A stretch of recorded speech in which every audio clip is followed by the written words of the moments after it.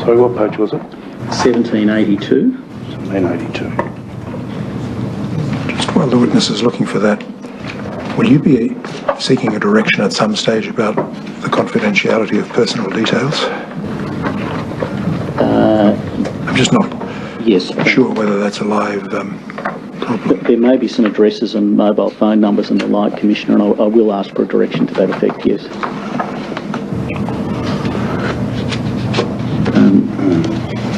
Now, 1782. Yes, 1782. Now, this is a document headed application for an entry permit. And if you come through to 1784, that's your signature. 1784. Yes, that is my signature. So we come back to 1782. This is the application for an entry permit that you signed and submitted to Fair Work Australia? Yes, that's correct. And if you look at page 1782, it's been signed by a committee and management member, in this case it's Ms Asmar, on the 12th of March 2013, indicating that you are, if you can see from the box above, an employee. Now, had you only become an employee on the 22nd of April? That's correct. And then if you come over to page 1784,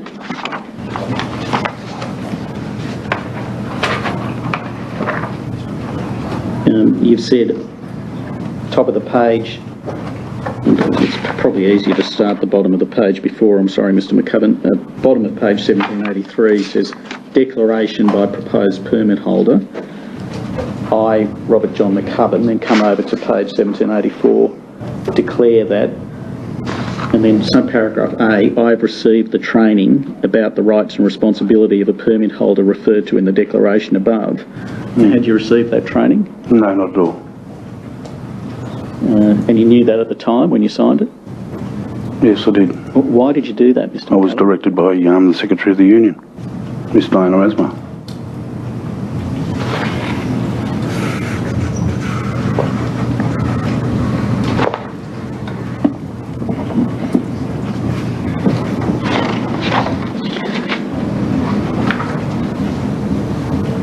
And then, how did the application, or how was the application submitted to Fair Work Australia? Did you do it yourself or did someone else? No, someone else did that. And then, in due course, you were issued with a permit? Correct, yes. I just want to be quite clear about this. You had never done the online training? No, I didn't.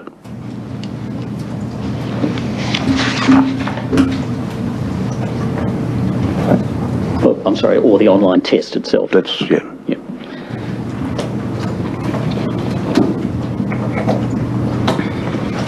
In fact, I was actually directed to hand it because we received a code from Trades and Labour in relation to the test. I'm sorry, just go back a bit. You received a what?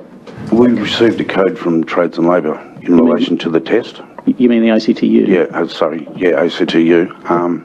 What do you mean? And I was, well, to get into the computer to be able to sit the test and study it, all that sort of stuff.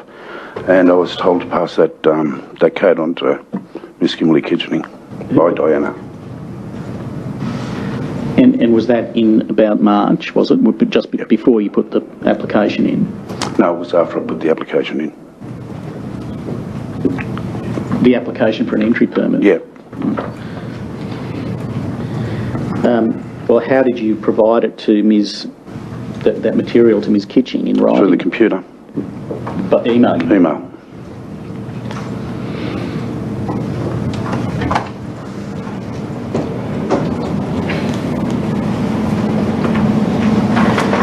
And then paragraph 19 of your statement, if you come back to that.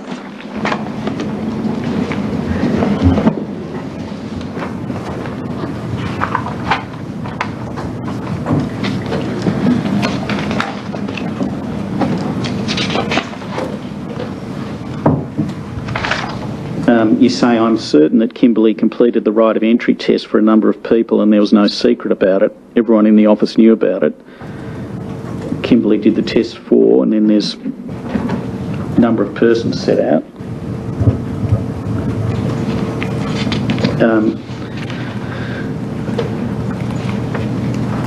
Well, you knew that because there was discussion in the office, do you? You didn't see Ms. Kitching do the test for anyone. Answer the question rather than being told the answer. What was the question, Mr. Stoljar? I said you understood that from discussions in the office rather than seeing Ms. Kitching doing it. That's right. It was also Just a moment. Just a moment. When council object, it's best just to pause so that there can be a discussion about whether they should. Sorry. Well, I think it's a very leading question. Yes. How do you know that Ms. Kimberley completed the right of entry test for the persons you've identified in 19? Well, either they told me themselves, I was then the lead organiser, or Miss Asmar told me. You referred to a lady by the name of Moira Sanderson. Mm-hmm. Should that be Saunderson? Or Yes, S-A-U? Saunderson.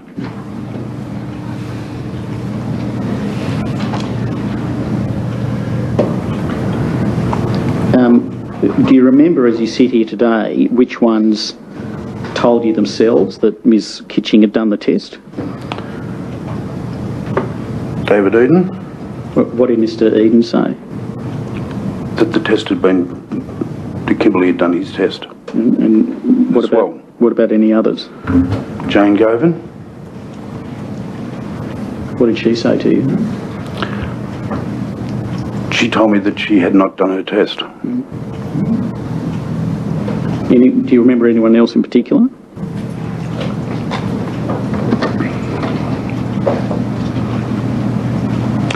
YL and I discussed it because I was helping him quite a bit out at a hospital, and we discussed in the car, and he said that his test was done for him as well. He didn't indicate who by. He didn't. No.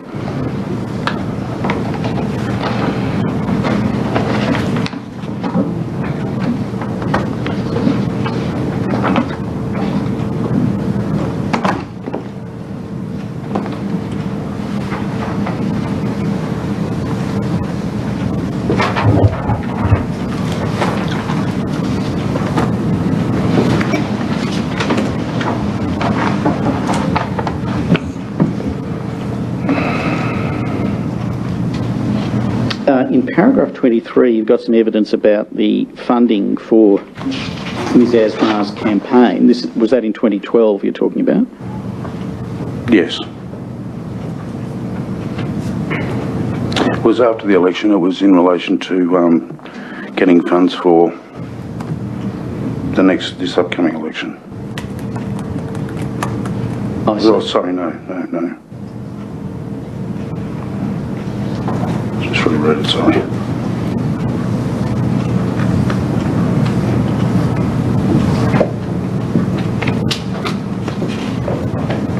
Yes, yep. Sorry, can I just answer that question again, if Yeah, of course. possible? Sorry, could you re-ask it? I said, I think it was... Yes, all I asked was that the campaign you're referring to in 23 was the 2012 campaign. Yes, When you say the HSU election campaign. yes. And did Ms. Asmar say to you how much the total budget for that campaign was? No, Mr. Asmar actually said that he'd spent about $300,000 on it. And did anyone tell you anything about how that had been raised? Mr. Asmar told me that there was funds that was supplied to the branch by the Plumbers Union, and that went into a card in relation to motels or out in the bush. And the Australian Workers' Party was supposed to also kick in, but there was a bit of a falling out, and in the end I don't believe that Caesar from that office actually supported Miss Asmar in the funds. So then I was told that Miss Kimberly Kitchen and her husband, David Andrew Landahoo, supported Diana with funds, and Miss Kerry's father also supported Diana with funds, and that's how they managed to receive their roles in the office. That was the agreement, and that's what was told to me by Miss Asmar. Do you remember what she actually said to you? Well, basically, I was in a conversation we were having a meeting at her place, and I was told pretty much those words, you know, just straight out. Because I was asking. You make reference in paragraph 25 to Mr. Saunderson.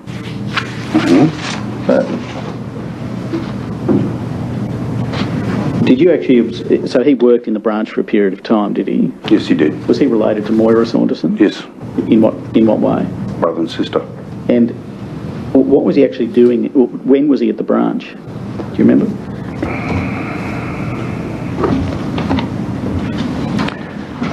He started just prior to Miss Kitchening's, you know, when she was going for seats in Parliament. He was employed just before that. So. All right. And did you, from your own observation, could you see what he was doing? Or were you out and about doing things? I was out and about, but also he was in the office, but he certainly wasn't working for us. Well, why do you say that? He never did anything. We didn't see anything come out of his office whatsoever. He was employed to do marketing stuff for us and all the rest of it. We didn't see anything come out of his office until about a week or two prior to his going back to England.